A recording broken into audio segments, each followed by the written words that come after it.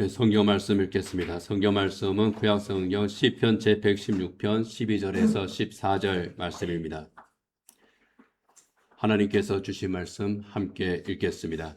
주님께서 나에게 베푸신 모든 은혜를 내가 무엇으로 다 갚을 수 있겠습니까? 내가 구원의 잔을 들고 주님의 이름을 부르겠습니다. 주님께 소원한 것은 모든 백성이 보는 앞에서 다 이루겠습니다.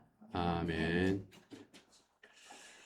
네, 지난 주일에 우리 교회는 팀 수양관이라고 하는 곳에서 5교회, 우리 교회를 포함한 5교회가 연합 예배를 드리고 왔습니다. 아울레시아라는 명칭의 연합 예배죠. 아름답게 어울려가는 에클레시아, 그런 뜻으로 우리가 장명을 했고요. 이 연합 예배를 우리가 드렸습니다. 우연의 일치이기도 하겠지만은 예루살렘 초대교회 마가의 다락방에 모였던 우리 예수님의 제자들, 예수님의 명령과 그 약속에 따라서 기도했던, 성령의 은혜를 사모하면서 기도했던 바로 그 사람들과 비슷한 숫자, 약 120명이 함께 모여서 은혜를 사모하면서 예배를 드렸습니다. 함께 찬양을 불렀고 한 마음으로 기도했고 또 함께 하나님의 귀한 말씀을 청종했습니다. 그 자리에 주님께서 주신 은혜가 정말 충만했죠. 지난 주일 바로 그곳에서 성령 하나님께서 우리에게 은혜의 바람을 불어주셨습니다. 그 성령의 바람으로 우리 교회가 늘 성령 충만하고 또 성도 여러분들도 삶에서 성령 충만의 사람들이 되기를 원합니다. 지난주에 우리가 하나님의 말씀을 통해서 생각한 것처럼 모퉁이 돌이 되신 우리 주님에게 우리가 또 연결되고 또 우리가 서로 연결이 되고 그 가운데에 서로 은혜의 통로가 되는, 그러면서 성령 안에서 함께 지어져가는 성전이 되는 우리 성수교회 또 모든 성도들이 되기를 원합니다. 이 성령 충만의 은혜, 구원의 은혜, 참 이것은 너무나도 귀하고 너무나도 값진 것인데 하나님께서는 우리에게 값없이 거저 주셨습니다. 구원받을 때 하나님께서 우리에게 어떤 대가를 요구하지 않으셨습니다. 내가 너를 구원하니 돈 얼마 갖다 바쳐라, 그러신 적이 한 번도 없다는 겁니다. 우리를 구원하실 때에 값없이 거저 주셨습니다. 성령 충만의 은혜도 마찬가지입니다. 값없이 거저 주셨습니다. 우리가 이 성령 충만의 은혜 가운데에 우리가 살기를 원할 때, 성령의 인도하심을 받는 그 삶을 살기를 우리가 힘쓸 때에 하나님께서 우리에게 또 더해서 주시는 은혜가 있습니다. 우리의 구원의 은혜가 있고요. 또 구원의 은혜를 받은 성도에게 우리 주님께서 주시는 성령의 은혜가 있고요. 그 성령의 은혜와 함께 우리의 삶에 주시는 그런 은혜가 있다 하는 겁니다. 바로 그 은혜에 대한 감사로, 그 은혜의 능력으로 살아가는 사람들, 그들이 하나님의 백성들이고 성도들이고, 오늘 우리가 읽은 성경 시편 116편을 짓고 고백한 바로 그 사람도 나는 하나님께서 주시는 은혜의 능력으로 살았습니다, 또 그렇게 고백을 하고 있는 겁니다. 우리가 읽은 본문 12절을 보면요, 주님께서 나에게 베푸신 모든 은혜를 내가 무엇으로 다 갚을 수 있겠습니까? 그렇게 고백을 하고 있습니다. 하나님께서 나에게 주신 그 모든 은혜를 생각할 때에 정말 나는 그 은혜를 갚을 길이 없습니다. 너무나도 크고 너무나도 많아서 나는 그것을 갚을 길이 없습니다. 내가 할 수 있는 것은 오직 감사뿐입니다. 그렇게 주님께 감사하고 서원을 합니다. 시편 116편 17절 우리 같이 읽겠습니다. 내가 주님께 감사 제사를 드리고 주님의 이름을 부르겠습니다. 내가 주님께 감사의 예배를 드리겠습니다. 나는 주님의 이름을 부르겠습니다. 주님의 이름을 부른다고 하는 것은 하나님께 나는 영광을 돌려드리겠습니다. 하나님께 내가 찬송하면서 기쁨으로 나아가겠습니다, 그런 뜻이거든요. 내 삶이 즐겁습니다. 내 삶이 행복합니다. 나는 기쁩니다. 나는 감사합니다. 그런 뜻이 있는 말씀이 바로 내가 주님께 감사 제사를 드리고 주님의 이름을 부르겠습니다 하는 그 마음인 겁니다. 그런데 시편 116편의 앞쪽을 보게 되면은요, 이 사람이 살아온 인생이 결코 쉬운 삶이 아니었다는 것을 우리가 알 수 있습니다. 그는 자기의 인생에 대해서 자기가 지금까지 살아온 그 모든 과정에 대해서 비유적으로 계속 여러 가지로 말을 합니다. 우리가 그것들을 한번 찾아서 읽어보도록 하겠습니다. 오늘 보면 3절입니다. 같이 읽습니다. 죽음의 올가미가 나를 얽어매고 수월의 고통이 나를 엄습하여서 고난과 고통이 나를 겹쳐올 때에 죽음의 올가미가 나를 얽어맸다고 말합니다. 내 목에 올가미가 걸려 있는데 그것은 죽음의 올가미라는 거예요. 절망입니다. 수월의 고통이 나를 엄습했다고 했습니다. 수월은 무덤과 지옥을 의미하는 그런 말입니다. 내 삶이 지옥 같다는 거예요. 내가 지옥 속에서 내가 지금 살고 있었습니다. 고난과 고통이 나를 덮쳤다고 말합니다. 죽음의 올가미가 수월의 고통이 나에게 고난과 고통의 삶을 살게 했습니다. 자기 삶이 그랬다는 거예요. 6절 말씀입니다. 같이 읽겠습니다. 내가 가련하게 되었을 때에 나를 구원하여 주셨다. 내가 가련하게 되었다고, 가련한 삶을 내가 살았다는 거예요. 처량한 삶을 살았다는 거예요. 우울한 삶을 살았다는 겁니다. 답답한 삶을 내가 살았다 하는 겁니다. 그게 그 사람의 삶이에요. 8절입니다. 같이 읽겠습니다. 주님께서 내 영혼을 죽음에서 건져주시고 내 눈에서 눈물을 거두어 주시고 내 발이 비틀거리지 않게 하여 주셨으니 내 영혼이 죽게 됐다는 거예요. 내 영혼이 죽게 되었다. 영혼이 죽게 되는 것은 어떤 걸 상징합니까? 하나님으로부터 내가 버림을 받은 것처럼 생각이 되는 바로 그런 때입니다. 내 눈에서 눈물을 거두어졌다는 건요. 내가 눈물을 흘리는 삶을 살았다는 거예요. 눈을 뜨면 눈에서 눈물이 저절로 흐릅니다. 내 고난과 내 고통이 내 눈에 눈물을 흐르게 하는 겁니다. 내 발이 비틀거리며 내 인생길을 걸어갈 수밖에 없는. 경험 다 해보셨잖아요. 너무 힘들면 어떻습니까?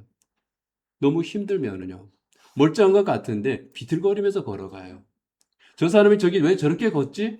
뒤에서 볼 때는 그 사람이 술 취한 것처럼 걸어가지만 그 사람은 술 취한 게 아니고 인생의 짐이 너무 무거워서 비틀거리며 걸어가고 있는 겁니다. 내가 그렇다는 거예요.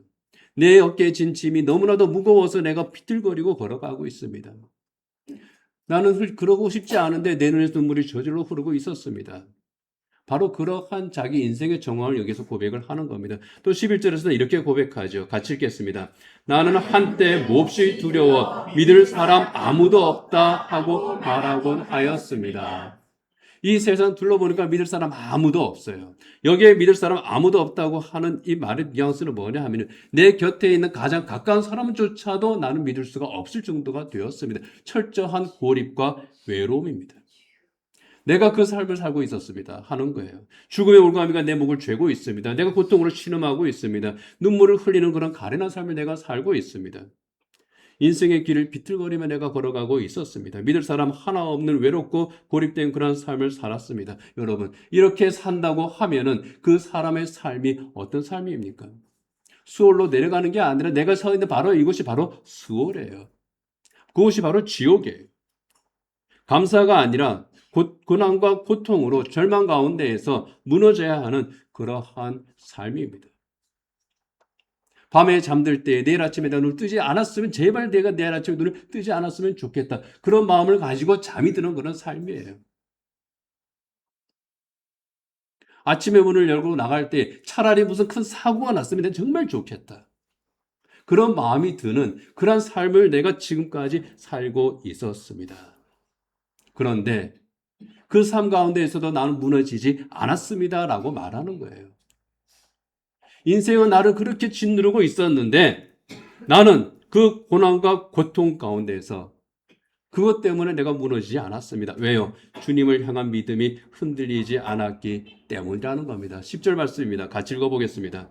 내 인생이 왜 이렇게 고통스러우냐 하고 생각할 때에도 나의 믿음은 흔들리지 않았습니다. 내 인생이 왜 이렇게 고통스러우냐? 내가 왜 이렇게 죽지 못해서 살아가야 되냐? 그 마음이 들어요.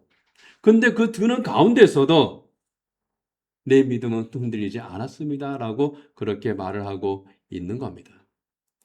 믿음이 흔들리지 않았을 뿐만 아니라 오히려 이렇게 고백하죠. 주님께서 나에게 베푸신 모든 은혜를 내가 무엇으로 다 갚을 수 있겠습니까? 삶의 그 매 순간순간마다 그 고통과 고난 가운데에서도 이렇게 그것을 들여다봤더니 주님께서 베푸신 은혜가 있더라. 그 은혜를 발견한 거예요. 그 은혜를 알기에 그의 믿음이 흔들리지 않고 오히려 감사할 수 있었다 하는 겁니다. 오늘 우리가 읽은 성경의 그 히브리어 성경 원문을 보게 되면요, 은혜로 번역된 단어는요, 은혜를 뜻하는 헤세드나 헨 이런 단어가 아니에요. 타그물로이라고 하는 그런 단어입니다. 이 단어는요, 그의 모든 선행들 그런 뜻이에요. 여기에 그는 하나님입니다. 하나님께서 베풀어 주신 모든 선행들. 다른 말로 하면 하나님께서 선의로 나에게 베풀어 주신 선물과 같은 것들. 이것을 은혜라고 이제 번역을 했죠. 사실 이 은혜라고 하는 말 자체도 헨이 선물이라고 하는 뜻이에요. 또 헬라어 카리스라고 하는 은혜를 뜻하는 카리스도 선물이다. 그런 뜻입니다. 하나님께서 주시는 선물. 하나님께서 주시는 선물과 같은 은혜가 삶의 매 순간순간마다 바로 그곳에 있더라. 그곳에 있었더라. 수월 같은 바로 그것, 지옥과 같은 바로 그것. 다른 사람들은 나를 보고 지옥 같은 인생을 산다고 말하는데 그게 아니더라는 거예요. 내게 주신 선물들과 같은 그 은혜로 인해서 나는 내 믿음이 흔들리지 않고 오히려 감사할 수 있습니다. 이 선물과 같은 은혜는요, 정말 그 은혜가 우리에게 복인 이유가 뭐냐 하면 여기에 선물의 의미가 뭐냐 하면 거래로 주는 그런 뇌물과 같은 것이 아니에요. 받을 자격이 없는 자에게 호의로, 사랑으로 거저주는 선물. 그런 뜻입니다. 사랑으로. 부모가 자식에게 주는 사랑으로. 내가 누군가 좋아서 정말 거저주는 그런 선물. 그런데 그것이 아무거나 주는 것이 아니라는 거예요.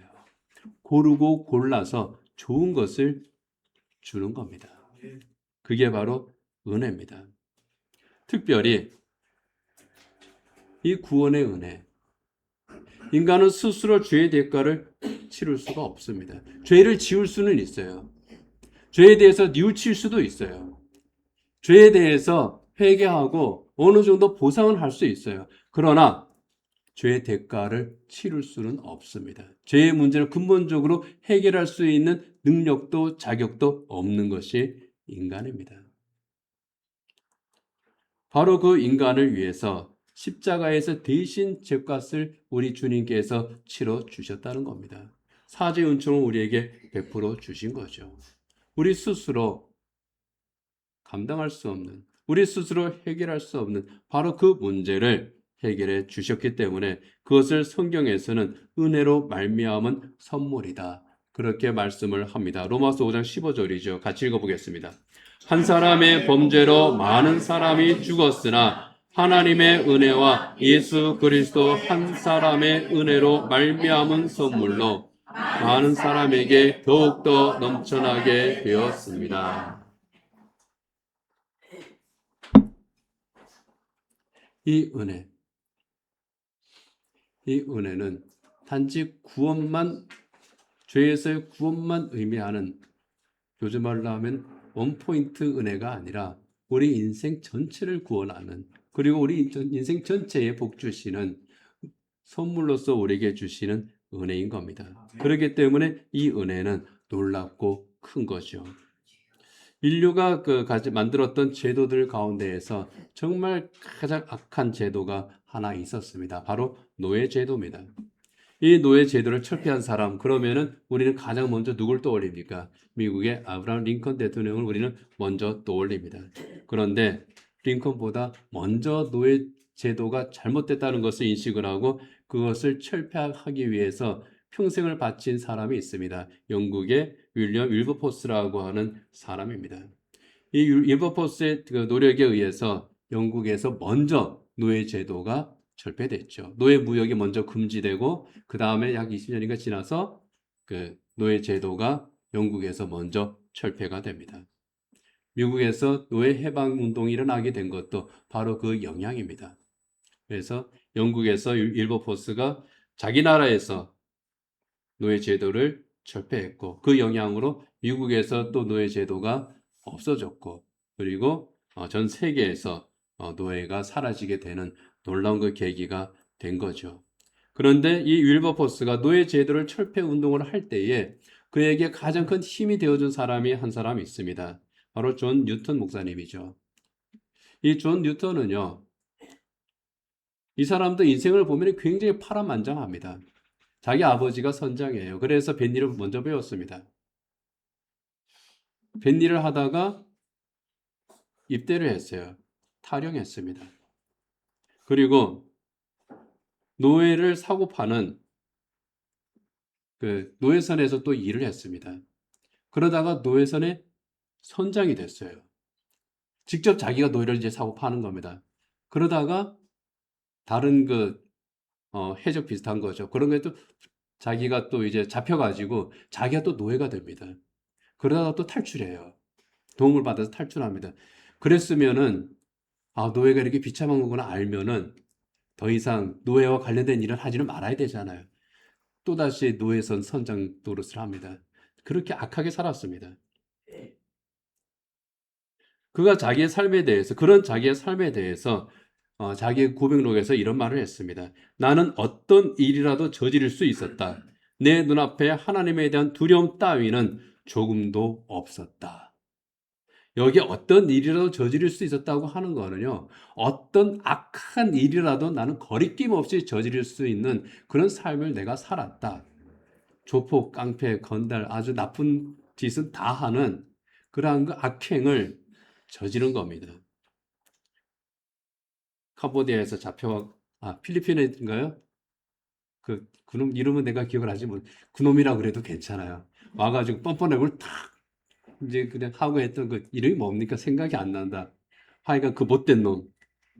자기 죄의식 전혀도 없는 그 마약하고 장사하고 그런, 예, 넘어갑시다. 예? 박, 박광렬, 맞아요. 아, 인간이 어쩌면 그렇게 악하고 뻔뻔스러울 수 있을까 싶을 정도로 존 뉴턴이 그랬다고 생각하면은 딱 매치됩니다. 그랬던 사람이에요.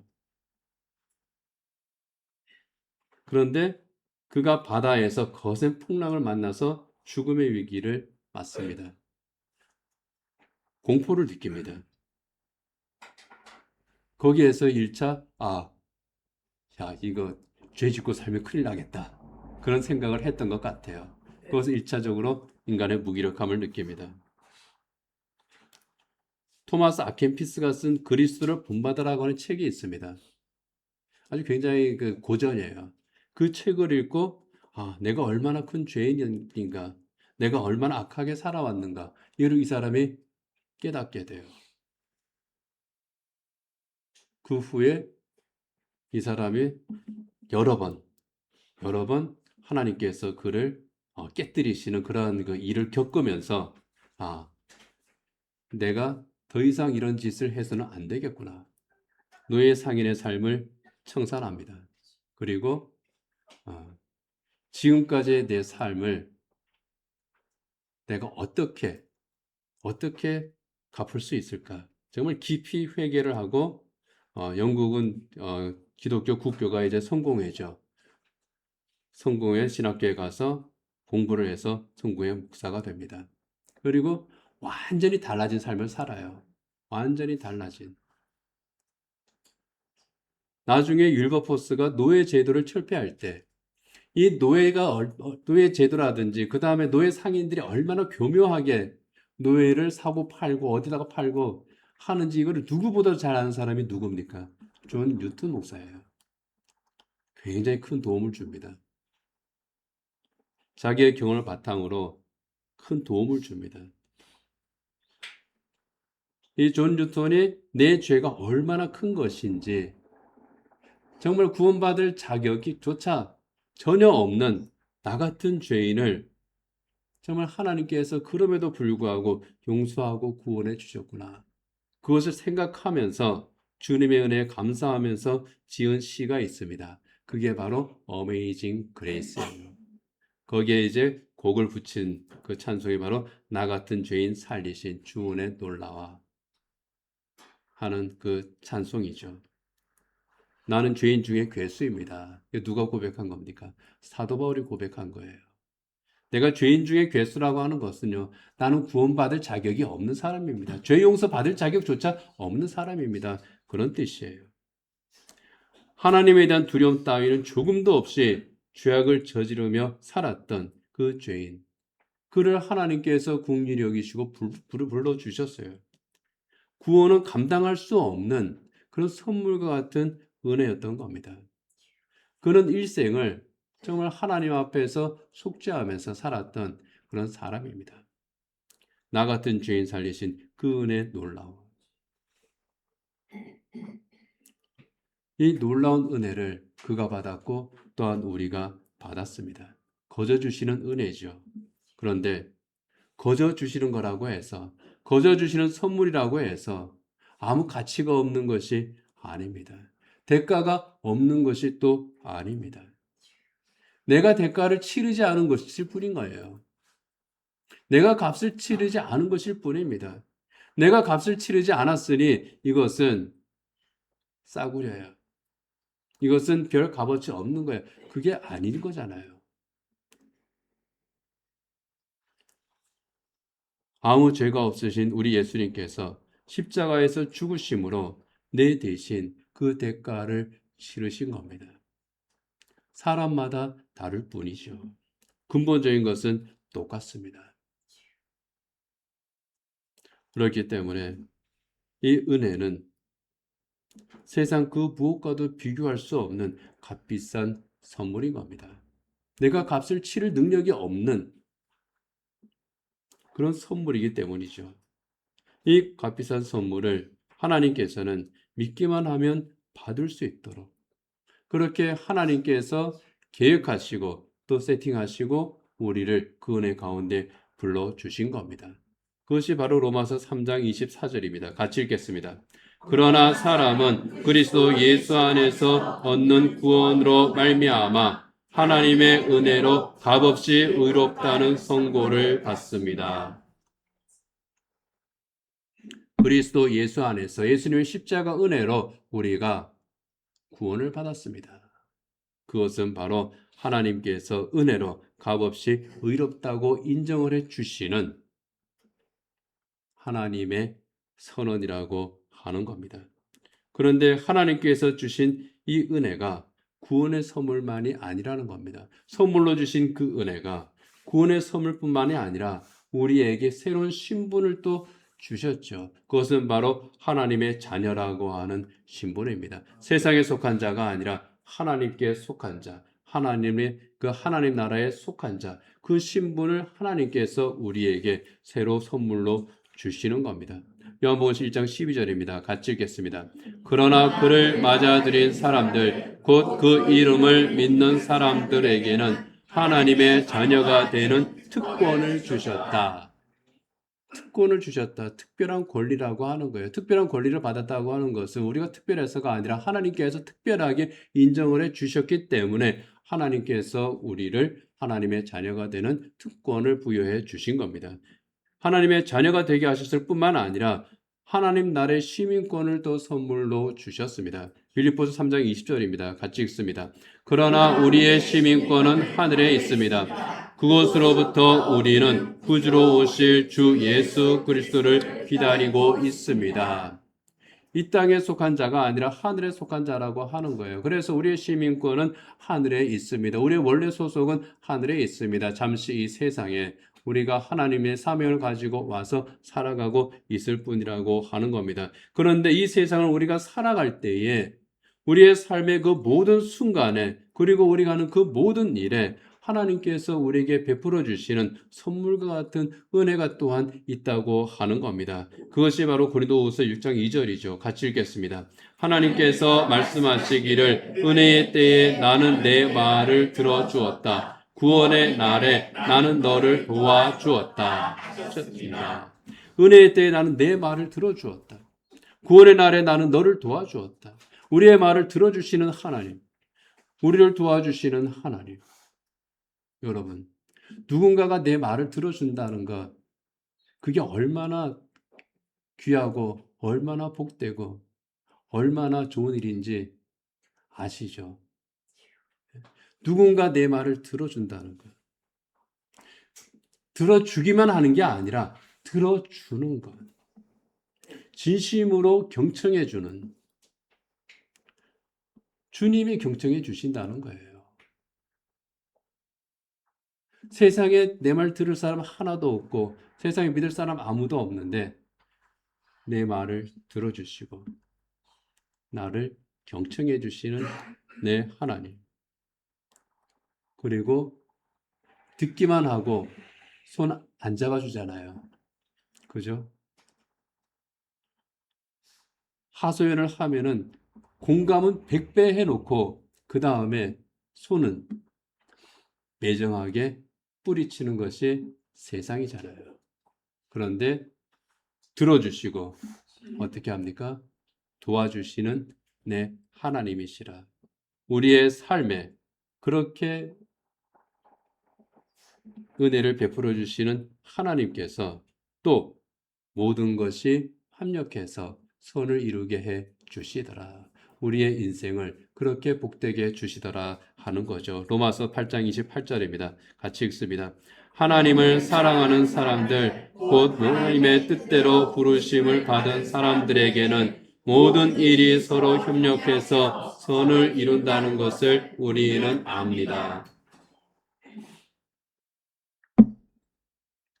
그날 하루하루는 의미가 없는 것 같고 고난인 것 같고 기다려야 되는 그런 날들인 것 같은데 그 날들이 하나님께서 하나님의 은혜 선물들을 위해서 하나하나 준비하시고 짜맞춰 나간 그런 시간이었더라 하는 거예요. 그것이 모든 일이 서로 협력해서 선을 이룬다. 모든 사건과 모든 시간과 모든 만남과 모든 일들이 그렇게 서로 협력해서 선을 이루더라 하는 겁니다.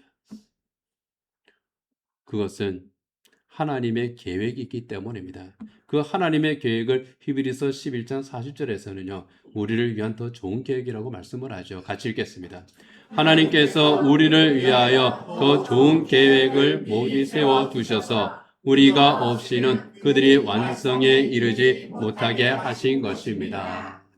히브리서 11장은요, 믿음의 사람들에 대한, 믿음의 사람들을 쭉 소개하는 그런 장입니다. 믿음의 그 숱한 증인들이 어떻게 살아왔는가를 쭉 소개하고 나서요, 뒤에 가서 이제 말을 하는 겁니다. 하나님께서 우리를 위해서 더 좋은 계획을 미리 세워두셨습니다. 라고 말을 하고 있는 겁니다, 여러분. 하나님께서 가지고 계시는 계획이 있음을 믿으시기를 바랍니다. 우리를 위해서, 나를 위해서 하나님께서 가지고 계신 계획은 내가 세우는 계획보다 더 나은 계획, 더 좋은 계획인 거예요. 그런데 우리는 어떻게 합니까? 하나님 앞에 내 계획서를 드림입니다. 그리고 이 계획대로 되지 않으면 안 됩니다라고 말합니다. 하나님의 계획서는 폐기시키고 내 계획서를 대로 추진하기를 원합니다. 그러나 정작 우리가 폐기시켜야 될 계획서는 뭡니까? 내 계획서예요. 하나님의 계획서를 볼 수 있어야 됩니다. 하나님의 계획서를 볼 수 있을 때에 우리는 그 놀라운 하나님의 은혜, 선물 같은 은혜를 우리가 발견할 수가 있는 겁니다.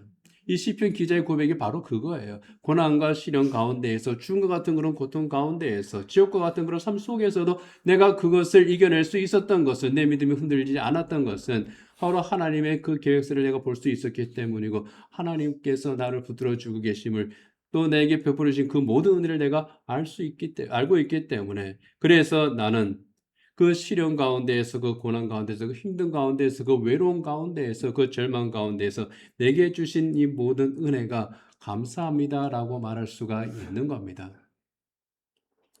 우리가 예배 전에 은혜라고 하는 찬양을 불렀죠. 내가 누려왔던 모든 것들이, 내가 지나왔던 모든 시간이, 내가 걸어왔던 모든 순간이 당연한 것 아니라 은혜였다고 하는 그 신앙 고백. 정말 모든 것이 은혜입니다. 모든 것이 한없는 은혜입니다. 이렇게 고백할 수밖에 없는 겁니다. 그래서 오늘 시편 기자는 이 놀라운 은혜, 이 갚을 수 없는 은혜, 정말 이 감사한 이 은혜, 나는 이렇게 보답하며 살겠습니다라고 선언을 합니다. 13절, 14절입니다. 같이 한번 읽겠습니다. 내가 구원의 잔을 들고 주님의 이름을 부르겠습니다. 주님께 서원한 것은 모든 백성이 보는 앞에서 다 이루겠습니다. 구원의 잔을 든다고 하는 것을 승리 축배를 말합니다. 내가 하나님 앞에서 내가 축배를 드리겠습니다. 이 구원의 은혜에 대해서 나는 감사의 축배를 드리겠습니다 하는 거예요. 나를 죄와 사망의 권세에서 구원하신 내 주님께 감사와 영광을 돌리는 겁니다. 그렇게 할 때가 우리가 하나님 앞에 보답을 하는 거예요. 돈을 요구하시는 게 아니에요. 하나님 앞에서 우리가 하는 건 우리가 축배를 들면 되는 거예요. 하나님 정말 내가 감사합니다. 내 손을 들고 하나님 앞에 감사의 찬양을 부를 때에 우리 주님께서 그것을 그래 됐다라고 인정을 해 주시는 겁니다. 그리고 주님의 이름을 부른다고 하는 것은요. 나를 구원하신 이가 누구인지 내 인생의 주인인지 그것을 내가 분명하게 아는 것을 의미합니다. 내 인생 내 마음대로 내 계획대로 사는 것이 아니라 모든 것이 하나님의 섭리 가운데 인도하신 가운데 있었음을 내가 잘 알고 있습니다. 주님 영광을 받아 주십시오 하는 겁니다. 내가 죄인이었을 때에도 내가 하나님을 떠났을 때에도 결코 나를 버리지도 않으시고 잊어버리지도 않으시는 내 하나님 여전히 그럼에도 불구하고 여전히 나를 사랑하시고 나를 기억하시고 내 이름을 부르시는 하나님 탕자가 집을 떠났을 때에도 그 아버지는 여전히 그 아들을 사랑하면서 기다렸던 것처럼 여전히 우리를 사랑하시고 기다리시는 내 하나님 내 구원의 하나님 그 하나님의 이름을 내가 부르며 내가 하나님 앞에 나아가겠습니다 하는 겁니다. 여러분. 그리고 주님께 소원한 것을 내 모든 백성이 보는 앞에서 다 이루겠다고 하는 것은요. 내가 약속을 지키겠습니다 하는 겁니다. 우리도 하나님 앞에 약속하잖아요. 그 약속을 지킨다는 거예요.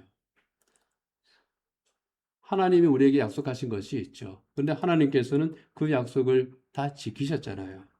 우리를 구원하신 약속을 하셨고 그 약속을 주님의 십자가에서 성취하셨고 보혜사 성령을 보내주셔서 우리의 삶 가운데에서 계속 그 약속을 지키고 계시는 내 하나님이시니 나 또한 주님께 드리는 그 약속들을 내가 지키겠습니다 하는 겁니다. 모든 백성이 보는 앞에서 다 이루겠다고 하는 거는요 강조입니다. 강조입니다. 그 사람들이 증인이라는 거예요. 증인을 두고 약속하는 것만큼 무거운 건 없거든요. 그만큼 굳게 하나님 앞에 다짐하는 거죠. 갚을 길 없는 은혜의 선물을 내가 받았습니다. 그래서 내가 그 은혜에 보답하는 삶을 내가 살겠습니다. 그런 결단입니다. 그런데요. 이 시편 116편을 지은 이 사람이 받은 그 구원의 은혜는 세상적인 어려움에서 구원을 받은 해결함을 받은 그 은혜에 대한 감사입니다. 우리가 받은 은혜는 그것과 비교할 때 어떻습니까? 우리가 받은 구원의 은혜는 어떻습니까? 그것과 비교할 수 없는 큰 은혜잖아요. 내 모든 죄에서 우리를 구원하시고 하나님의 자녀 삼으시고 영생을 선물로 우리에게 주신 그 은혜입니다. 정말 그 무엇으로도 갚을 길이 없는 은혜인 겁니다. 갚을 길 없는 이 은혜. 내가 갚을 길이 없으니까 그러면 갚지 말자. 그렇게 해도 되겠습니까? 그건 아니죠. 내가 다 갚을 수는 없지만 이 시편 기자의 다짐처럼 내가 은혜에 감사하며 보답하는 삶을 내가 살겠습니다. 이 시편의 기자처럼 날마다의 삶 가운데에서 내가 주님께 영광을 돌리겠습니다. 내가 주님 앞에 나가겠습니다. 주님의 이름을 부르겠습니다. 내 입술의 말과 또 내 삶의 행함에서 선을 행함으로 복음이 증거되는 그런 삶을 내가 살겠습니다. 구원의 복음의 빚진 자가 되었으니 복음의 빚을 갚으며 내가 살겠습니다. 내가 이 세상에서 하나님께서 모든 사람 위에 베풀어 주시는 그 은혜의 통로가 되는 그러한 삶을 내가 살아가겠습니다. 그것이 우리가 하나님 앞에서 해야 될 은혜를 받은 사람이 해야 될 고백인 줄 압니다. 이제 말씀을 맺도록 하겠습니다. 하나님께서 우리를 구원하시고 우리의 삶 가운데에서 베풀어 주신 그 은혜의 선물들이 있습니다. 그 은혜의 선물들 하나하나 살펴보시기를 바랍니다. 그 은혜들을 헤아려 보시기를 바랍니다. 아무것도 받지 않은 것 같은데 하나님께서 우리에게 허락해 주신 그 놀라운 은혜들이 얼마나 많이 있는지 모릅니다. 그 은혜를 우리가 하나하나 살펴보고 그리고 그 은혜가 떠오르면 거기에 대한 감사를 표현하시기를 바랍니다. 그리고 그 감사로 이 세상을 살아가시기를 바랍니다. 나를 구원하시고 또 내 삶의 길에서 돌보시는 보혜사 성령님의 그 하나님의 은혜를 내가 어떻게 보답하며 살아갈 것인가. 오늘 이 시간 그것을 생각하고 또 그렇게 한 주간의 삶을 우리가 하나님 앞에서 살아가기를 원합니다. 반주자 나와서 반주해 주시고요. 침묵 가운데에서 함께 눈을 감고 조용히 기도해 주시기를 바랍니다. 시편 기자가 스스로 자기의 고난과 고통, 힘든 삶을 고백했던 것처럼 우리의 삶도 때로는 죽음과 같은 그런 삶의 현장이 있을 때가 있습니다. 절망의 현장이 있습니다. 고난이 있고 고통이 있습니다. 그러나 우리가 그 고난과 고통 가운데에서 침몰하지 않는 것은 주님이 우리에게 있기 때문입니다. 주님께서 우리에게 은혜를 베풀어 주시기 때문입니다. 은혜의 주님께서 나에게 베푸시는 것 사랑의 손길을 잡으시기를 원합니다. 그 은혜로 말미암아 회복되시고 그 은혜로 말미암아 기쁨과 감사가 넘치고 그 은혜를 또 흘러넘치는 은혜의 통로가 되는 내가 되게 해달라고 이 시간 주님 앞에 기도하시기를 바랍니다.